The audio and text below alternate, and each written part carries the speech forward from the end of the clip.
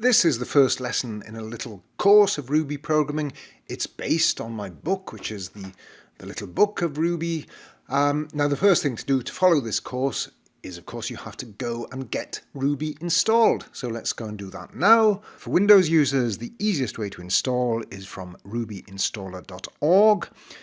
For Windows, Mac or Linux, you can go to ruby-lang.org.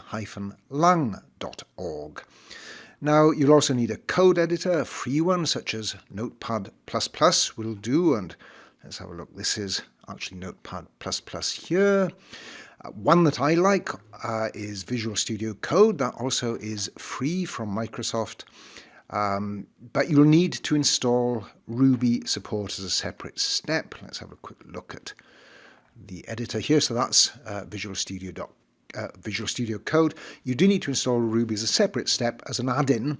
So if you're not familiar with Visual Studio Code, then Notepad++ might be the easier option for you.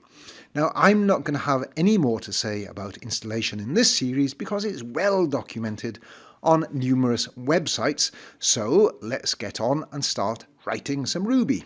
Let's start with the ever-popular Helloworld in Ruby. That's really simple. Puts is just the name of a function that's going to put a string. Here's my string. Hello world. Save it in a file called hello.rb. Now I need to run Ruby from the command prompt. On Windows, I can just go to that directory, enter cmd to open the command prompt. On Mac, you'll need to load the terminal, run the Ruby interpreter, the program that's going to run my program, put the name of the program, which is hello.rb, and all being well, it should print hello world. So there you are. Now let's look at another program. To save a bit of time, I've written this already. So this one prints this string, enter your name. Then it uses the gets function to get a string that's entered at the command line. And finally, it uses puts to put a double quoted string.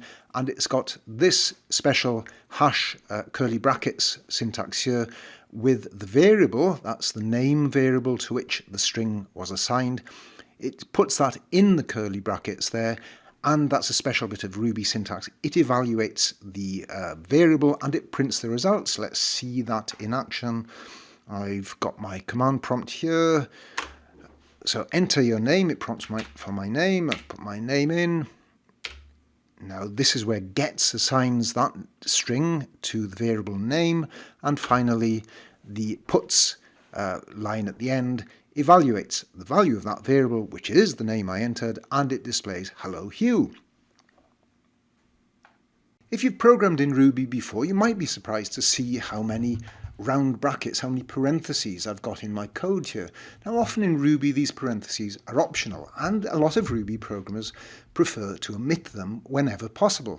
Well, I'm not one of those. Now most other languages, Python, Java, C, C#, they enforce the use of round brackets or parentheses in places where Ruby lets you decide whether to use them or not.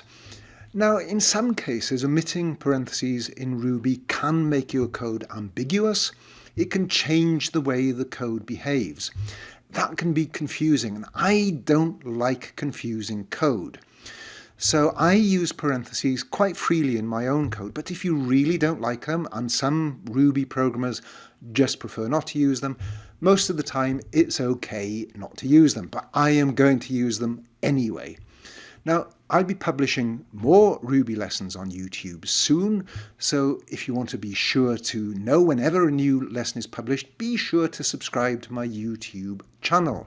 This little course of Ruby is based on my book, The Little Book of Ruby, which is available from Amazon, and you can download the source code for free from bitwisebooks.com.